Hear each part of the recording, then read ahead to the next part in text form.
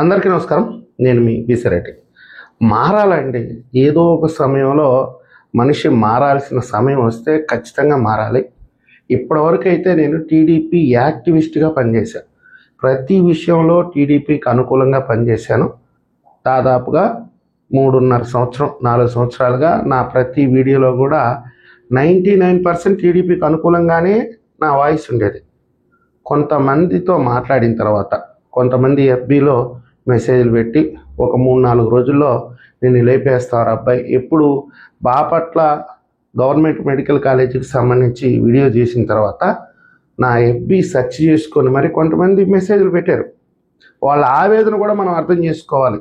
మా జగన్మోహన్ రెడ్డి గారి గురించి, ఆయన చేసినటువంటి అభివృద్ధి గురించి ఇంత తక్కువ చేసి మాట్లాడతావా, ఇంత ఎగతాళిగా మాట్లాడతావా అని కొంతమంది బెదిరించారు. అది ఒరిజినల్ ప్రొఫైల్సే, ఫొటోస్ ఉన్నాయి. వాళ్ళు ఏదైతే చాట్ చేశారో ఆ చాటింగ్ కూడా నేను తీసి పెట్టుకున్నా. అయితే కంప్లైంట్స్ మాత్రం చేయదలుచుకోలేరు. ఎందుకని వాళ్ళు చెప్పే దాంట్లో కూడా వాస్తవం ఉంది, వాళ్ళు వార్నింగ్ ఇచ్చే దాంట్లో కూడా వాస్తవం ఉంది. నేను కంప్లీట్గా 99% తెలుగుదేశం పార్టీగా అనుకూలంగా మాట్లాడటం కూడా కరెక్ట్ కాదు. కాబట్టి ఈ రోజు నుంచి అయితే నేను న్యూట్రల్గా ఉండాలని అయితే సిద్ధపడిపోయాను. కంపల్సరీ ఇక రాబోయే రోజుల్లో ప్రతి వీడియో కూడా న్యూట్రల్గా ఉంటుంది. ఈరోజు ప్రధానంగా ఒక అంశాన్ని తీసుకుందాం. ఏదో చంద్రబాబు నాయుడు గారు ఉమ్మడి ఆంధ్రప్రదేశ్కి మైక్రోసాఫ్ట్ తెచ్చాడు, హైటెక్ సిటీ కట్టించాడు. అది చాలా అద్భుతం, బ్రహ్మాండం, ఇంకా దానికి తిరుగులేదు. ఆంధ్రప్రదేశ్ చరిత్రనే తిరగరాసిందని ఆ రోజు ఓరే నాయన డబ్బా కొట్టుకున్నారు. ఇప్పటికీ కూడా కొట్టుకుంటున్నారు. నిన్నగాక మొన్న లోకేష్ గారు పోయి గూగుల్ డేటా సెంటర్ తీసుకొచ్చాడు విశాఖపట్నానికి. అది ఇంకా నిర్మాణం పూర్తి కాలేదు, ఇప్పుడు ప్రారంభించబోతున్నారు. ఈ రెండిటికి సంబంధించి ఇక భజన నిద్ర అలేస్తే, అరే జగన్మోహన్ రెడ్డి గారు ఎన్ని తెచ్చాడు ఈ రాష్ట్రానికి, ఎవరన్నా గుర్తిస్తున్నారా ఆయన కష్టాన్ని? ఇది నిజమండి. ఇన్ని రోజులు దాచిపెట్టాను, ఇక దాచిపెట్టుకునే ఓపిక కూడా నా దగ్గర లేదు. అందుకే బరస్ట్ అయిపోతున్నా. ఏదో వాళ్ళు బెదిరించారు, వాళ్ళు చెప్పారని కాదండి, నా ఆత్మసాక్షికే నాకు ఒప్పుకోవట్లా. ఖచ్చితంగా మీతో కొన్ని విషయాలు అయితే షేర్ చేసుకోవాలా, ఆ బాధ్యత నాకుంది. ఈరోజు మైక్రోసాఫ్ట్ హైటెక్ సిటీ హైదరాబాద్కి తీస్తే, ఎప్పుడో చంద్రబాబు నాయుడు గారు మొట్టమొదటిసారిగా ముఖ్యమంత్రి అయిన తర్వాత ఉమ్మడి రాష్ట్రం ఉన్నప్పుడు ఆయన 9 ఏళ్ల పరిపాలనలో ఒకవేళ వస్తే ఇస్తే 10,000 ఉద్యోగాలు వచ్చి ఉంటాయి. అది కూడా ఎవరికి వచ్చి ఉంటాయి? పని చేసుకొని బతకడం చేతగానోళ్ళు, పిచ్చి పిచ్చిగా ఇంట్లో కూర్చొని బీటెక్లు ఎంటెక్లు చదివేస్తే ఆ ఉద్యోగాలు వాళ్ళకి వచ్చి ఉంటాయి. ఏదో వాళ్ళకి 4 జోబులు కత్తిరించుకోవటమో, 4 గంజా ప్యాకెట్లు అమ్ముకోవటమో, 4 బ్లాక్ టికెట్లు అమ్ముకోవటమో, 4 నాటుసారా బాటిల్స్ తయారు చేసుకోవటమో, లేదా 2 మటర్లు చేయటమో, ఒక రేప్ చేయటమో చేత అయి ఉంటే, చేతి వృత్తుల మీద వాళ్ళకి క్రమశిక్షణగా వాళ్ళకి శిక్షణ ఇచ్చి ఉంటే వాళ్ళు ఈ విధంగా చదివి ఉండేవాళ్ళు కాదు. పిచ్చి పిచ్చి చదువులన్నీ చదివేసి ఏదో చంద్రబాబు నాయుడు గారు మైక్రోసాఫ్ట్ తేవాలా, డేటా సెంటర్ తేవాలా, వాటిలో మేము ఉద్యోగాలు చేయాలా, అమెరికాకు పోవాలా, ఇలా ఆలోచించేవాళ్ళు కాదు. వాస్తవంగా జగన్మోహన్ రెడ్డి గారు అలాగ ఆలోచించి చేతి వృత్తుల మీద ప్రావీణ్యం ఉండే వాళ్ళకి, ఎవరైతే స్వతహాగా బతకాలి, చిన్నప్పటి నుంచే జోబులు ఎట్లా కట్ చేయాలి, ఎట్లా గంజా తయారు చేసుకోవాలి, ఎలా తెచ్చుకోవాలి, ఎలా అమ్ముకోవాలి, ఎలా నాటుసారా తయారు చేసుకోవాలి, ఎలా అమ్ముకోవాలి, ఎలా బ్లాక్ టికెట్లు అమ్ముకోవాలి, ఎలా ఈ వ్యభిచార కొంపల్ని మెయింటైన్ చేయాలి, వీటికి సంబంధించి ఎవరైతే స్వయం కృషితో కష్టపడుతున్నారో వీళ్ళని గుర్తించాడు జగన్మోహన్ రెడ్డి గారు. అది మీరు అర్థం చేసుకోవట్లేదు. తెనాలికి కూడా మనం ఎందుకు పోయాడు? చిన్న చిన్న రౌడీ షీటర్లు ఏదో పోలీసు వాళ్ళు మందలిస్తే వాళ్ళకి ధైర్యం నింపడం కోసం ఆ రోజు తెనాలికి వెళ్ళాడు. సో వీళ్ళందరి కోసమే జగన్మోహన్ రెడ్డి గారు ఆ రోజు నారా చంద్రబాబు నాయుడు గారు 10,000 ఉద్యోగాలు ఇచ్చుంటాడు మహా అయితే. కానీ 2 లక్షల ఉద్యోగాలు ఇచ్చాడండి, వాలంటీర్ ఉద్యోగాలు. జగన్మోహన్ రెడ్డి 5,000 జీతానికి. క్వాలిఫికేషన్ ఏంటి? మినిమం 10th లేకపోయినా దొంగ సర్టిఫికేట్ తయారు చేసి ఇస్తారు ఎమ్మెల్యేలు ఎంపీలు అప్పట్లో. అది ఏంటి? మినిమం 10th క్లాస్ పాస్ అయితే ఒక ఉద్యోగం, ఒక వాలంటీరు. ఇప్పుడు చంద్రబాబు నాయుడు గారు తయారు చేసినటువంటి మైక్రోసాఫ్ట్ ఇంజనీర్లు, పెద్ద పెద్ద చదువులు చదివిన వాళ్ళు ఏ అమెరికాకో యూకేకో లేకపోతే హైదరాబాద్కో పరిమితం అయ్యి 24 గంటలు వాళ్ళ జాబ్ వాళ్ళు చేసుకుంటా కుటుంబాన్ని ఉన్నతంగా తయారు చేసుకోవాలి, పెద్ద పెద్ద కార్లు కొనాలి, పెద్ద పెద్ద బంగ్లాలు, దీని మీద ఉంటుంది వాళ్ళ ధ్యాస అంతా. వాళ్ళ భవిష్యత్తు ఏంటి, మా పిల్లలను కూడా ఇంజనీర్లు చేయాలి, వాళ్ళ పిల్లలను కూడా ఇంజనీర్లు చేయాలి, ఈ దేశానికి ఏదో సేవ చేయాలి, ఈ విధంగా ఉంటుంది వాళ్ళ ఆలోచన. అదే ఇప్పుడు జగనన్న 10వ తరగతికి 5,000 రూపాయల ఉద్యోగాలు కల్పిస్తే వాళ్ళు గత 5 ఏళ్లలో ఎంత కృషి చేశారు వైఎస్ఆర్సీపీ కోసం. ప్రతి ఇల్లు తిరిగారు, ప్రతి ఇల్లు తిరిగి జగనన్న కాయ కష్టం చేసి మీకు సంక్షేమాలు ఇస్తున్నాడు, మీ బాగోగుల కోసం మీకు సంక్షేమాలు 10వ పరకం ఇచ్చి ఆయన 100ల్లో 1000ల్లో ఎత్తుకుపోయి ఏ యునైటెడ్ కింగ్డమ్లోనో అమెరికాలోనో ఆఫ్రికాలోనో పెట్టుబడులు పెట్టుకుంటున్నాడు. ఆ పెట్టుబడుల్లో వచ్చిన లాభాన్ని తీసుకొచ్చి రేపు ఓటుకు ఒక 3,000 4,000 ఇచ్చి మళ్ళీ గెలిచి మళ్ళీ ఇక్కడంతా లూటీ చేసి చేసపోయి ఆఫ్రికాలో పెట్టుబడి పెడతాడని ఎంత వివరించి చెప్పారు వాళ్ళు. కానీ మీరు అర్థం చేసుకున్నారా? ఎంతసేపటికి సాఫ్ట్వేర్ ఇంజనీర్లు కావాలి, అవి కావాలి, ఇవి కావాలి, ఇవి కావాలి. ఎవరికి కావాలండి సాఫ్ట్వేర్ ఇంజనీర్లు? అంత చదువు చదివితే 15 ఏళ్ళు 16 ఏళ్ళు కష్టపడి చదివితే అప్పుడు వస్తుంది ఆ ఉద్యోగం. ఈ చంద్రబాబు నాయుడు గారి నిద్ర లేచిన మొదలుకొని చదువుకోండి, ఏంది ఇది? ఎవడు చదువుతాడు చెప్పండి? 10వ తరగతికి ఉద్యోగాలు ఇస్తుంటే దాన్ని పక్కన పెట్టేసి ఈయనేదో పెద్ద పెద్ద చదువులు చదివితే ఈయన మైక్రోసాఫ్ట్లు సాఫ్ట్వేర్ ఇంజనీర్లు తీసుకొస్తాడంట. జగనన్న 10వ తరగతికే ఉద్యోగం తీసుకొచ్చాడు. ఈయన తెచ్చింది 2-3 కంపెనీలు అండి, చంద్రబాబు నాయుడు గారు తెచ్చింది నాకు తెలిసి. అదే ఒక హైటెక్ సిటీ, ఇంకా ఆంధ్రాకి ఏదో ఎవడికి ఊరు పేరు తెలియని కంపెనీలు 4 తెచ్చాడు.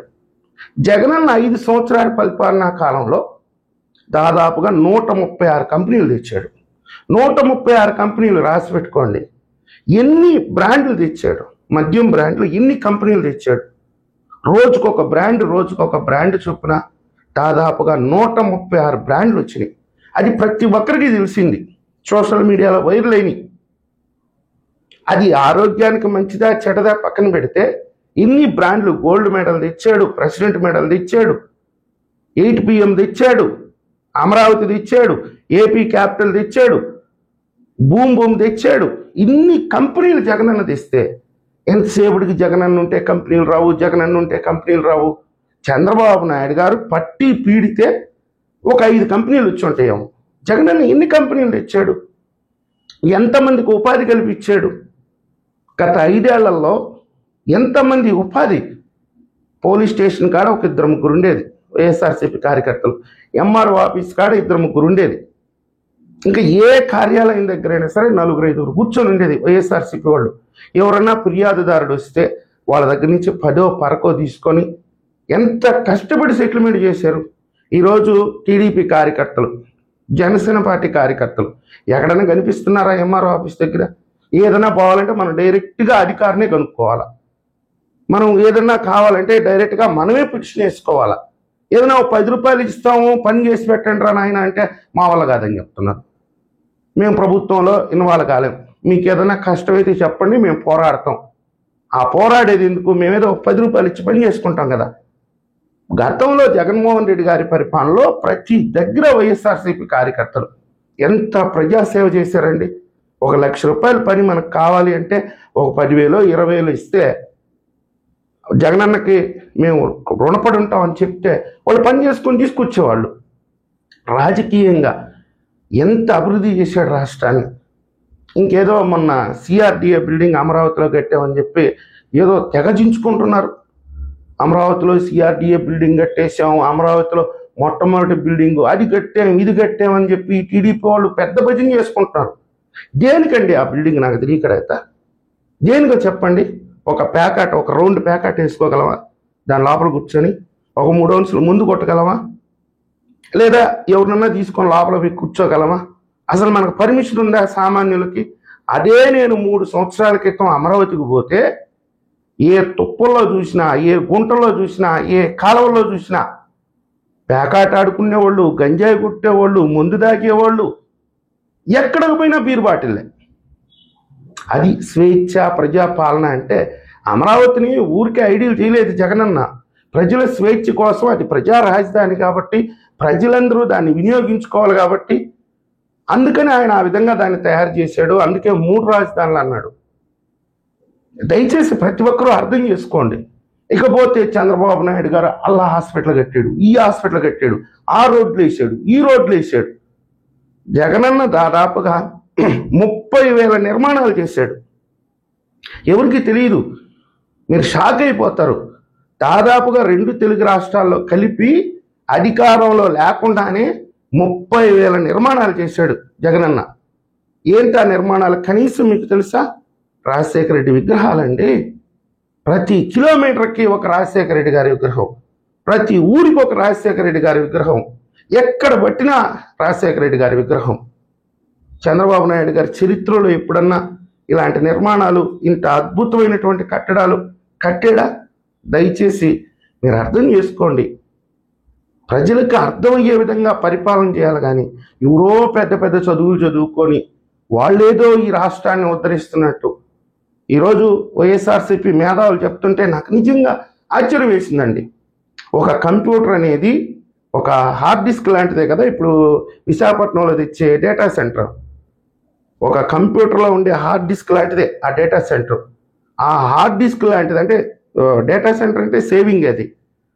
అది నీళ్లు తాగద్ది, పునుగులు తింటుంది, చక్కెర తీసుకుంటుంది, టీ తాగద్ది, కాఫీ తాగద్ది అనేది నాకెంతవరకు తెలియదు. వాస్తవం చెప్తున్నా. ఈరోజు వైఎస్ఆర్సీపీ మేధావులు వచ్చి ప్రజలకు తెలియనటువంటి విషయాలు, కంప్యూటర్లు నీళ్లు తాగతాయి, కాఫీ తాగతాయి అనేది నాకు తెలియదు. ఏదో ఒకప్పుడు వినాయకుడు బొమ్మ పాలు తాగింది, జగనన్న ఫోటో నుంచి విభూతి రాలుతుంది అని అంటే దాన్ని ఆశ్చర్యంగా చూసాము. ఈరోజు వైఎస్ఆర్సీపీ మేధావులు వచ్చేసి డేటా సెంటర్ నీళ్లు తాగద్ది, టిఫిన్ చేస్తుంది, పాలు తాగద్ది, అది మొత్తం విశాఖపట్నం ప్రజల ఆహారాన్ని మొత్తం తీసుకుంటుంది అంటే ఆశ్చర్యపడుతున్నానండి. సో మీరందరూ అర్థం చేసుకోవాల్సినటువంటి విషయం ఏంటంటే, జగన్మోహన్ రెడ్డి చేసేటటువంటి అభివృద్ధి కానివ్వండి, నిర్మాణాలు కానివ్వండి, ఆయన ఆలోచనలు కానివ్వండి, ఆ పార్టీ కార్యకర్తలు కానివ్వండి, ఆ పార్టీలో ఉండే నాయకులు కానివ్వండి, ఆ పార్టీకి చెందినటువంటి మేధావులు కానివ్వండి, ప్రజలకి అర్థమయ్యే విధంగా ప్రవర్తిస్తారు. ఈ టీడీపీ వాళ్ళు కానీ, జనసేన వాళ్ళు కానీ ఏదో అమెరికాకు పోవాలి అంటారు, ఏదో డేటా సెంటర్లు అంటారు, ఏదో మైక్రోసాఫ్ట్ ఉద్యోగాలు అంటారు, ఏదో సాఫ్ట్వేర్ ఇంజనీర్లు అంటారు, ఏదో మెకానికల్ ఇంజనీర్లు అంటారు, రాష్ట్రం ఉన్నతంగా ఉండాలి అంటారు. 5 ఏళ్ళు జగన్మోహన్ రెడ్డి గారు ముఖ్యమంత్రిగా చేస్తే ఉన్నతంగా లేక ఏమన్నా అడకదనదా? అప్పులు చేసుకున్నామండి, దాంట్లో తప్పే ఉంది. అప్పులు చేసుకుంటే తప్పేంది? అదేమన్నా నేరమా? అప్పులు చేసుకున్నాము, ₹1 పేదవాళ్ళకి ఇచ్చాం, 99 రూపాయలు దాచిపెట్టుకున్నాం, అది తప్పేలా అవుతుంది? సో ఈ వీడియో మొత్తం చూసిన తర్వాత నేను న్యూట్రల్గా ఉన్నాను, నేను మారిపోయాను అని మీకు అందరికీ కూడా నమ్మకం కలిగితే నా ఛానల్ సబ్స్క్రైబ్ చేయండి, లైక్ చేయండి, 10 మందికి షేర్ చేయండి. ఈ వీడియో చివరి వరకు చూసినందుకు ధన్యవాదాలు.